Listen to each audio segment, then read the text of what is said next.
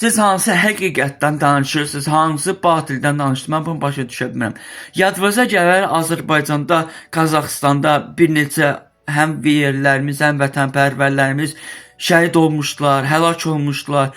Azərbaycan telekanalları bir-iki gün keçməmişdən baxmayaraq musiqili verilişlər verirlər, rəqs eləyirlər, atlanıb düşürlər. Siz hansı həqiqət axtarırsınız?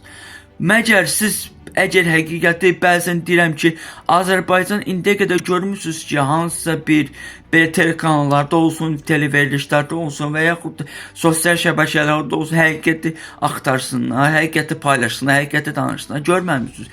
Çünki Azərbaycan verilişləri batili haqqı batil kimi həmişə təbliğ ediblər. Bunu da qoyaq bir qırağa.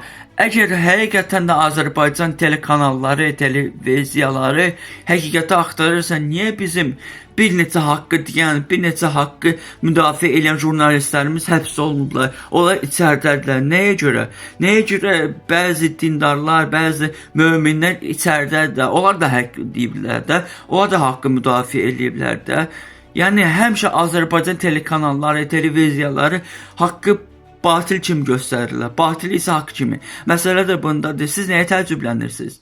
Siz deyirsiniz ki, Azərbaycan düşmən belədir, düşmən elədir. Mən heç bir tərəfi saxlamıram. Yenə də deyirəm. O ölkələr barışacaqlar. O ölkələr bir-birinə sülh elan edəcəklər. Məsələ də bundadır. Sadəcə olaraq bizim bir növ ölkəmiz belə deyək də bir növ bunu kimi təbliğ edir.